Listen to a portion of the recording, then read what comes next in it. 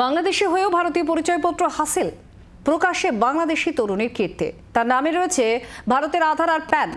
নিমতা থানায় তরুণীর বিরুদ্ধে অভিযোগ দায়ের হয়েছে। আধার আর প্যান কার্ড আসল না নকল সেই নথিও খতিয়ে দেখছে পুলিশ।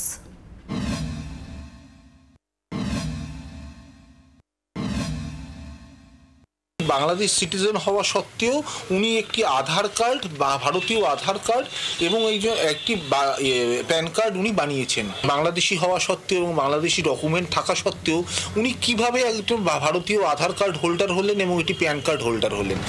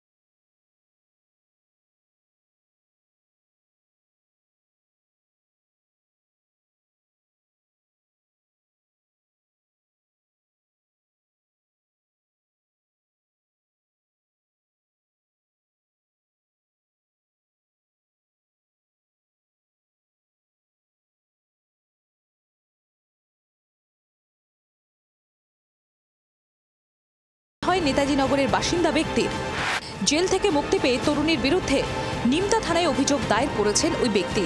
অভিযোগপত্রে তাঁর দাবি, জেল থেকে বেরিয়ে তিনি জানতে পেরেছেন ওই তরুণী ইতিমধ্যেই ভারতীয় আধার কার্ড ও প্যান কার্ড বানিয়েছেন। আমাদের দেশের মধ্যে এই কোনো একটা র্যাকেট না থাকলে এই ডকুমেন্ট বানানো সম্ভব না।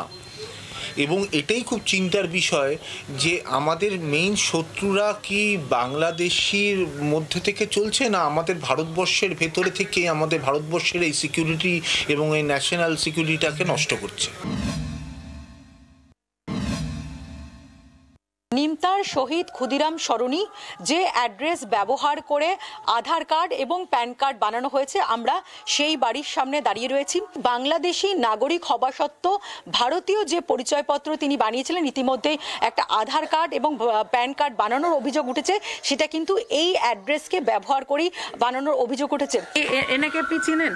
হ্যাঁ, এখানে আমি আসতে দেখেছি। এটা কি ওর মাসির বাড়ি? মাসির বাড়ি। বাংলাদেশের বাড়ি? বাংলাদেশে কোথায় সেটা জানেন? না, এটা আমি বলতে পারবো না। কবে লাস্ট দেখেছিলেন? আসতে দেখেছিলেন? তাও করোনার আগে দেখেছি। করোনার আগে। এখন পুলিশের নিমতা থানাতে অভিযোগ দায়ের হয়েছে। পুলিশ খতিয়ে দেখছে যে এই যে নথি অর্থাৎ আধার কার্ড এবং প্যান কার্ড যেটা বানানো হয়েছে আর সেটা আসল না নকল। যদি আসল হয়ে থাকে সেক্ষেত্রে দাঁড়িয়ে একজন বাংলাদেশি নাগরিক যার যাবতীয় বাংলাদেশি পরিচয়পত্র আছে, তিনি কিভাবে ভারতীয় পরিচয়পত্র কার সাহায্যে বানিয়ে নিলেন, আর যদিও সেটা জালও হয়, সেই জাল পরিচয়পত্রই বা কেন তিনি বানালেন এবং কার সাহায্যে বানালেন, সেই সমস্ত বিষয়ে ইতিমধ্যেই নিমতা থানার পুলিশ তদন্ত শুরু করেছে।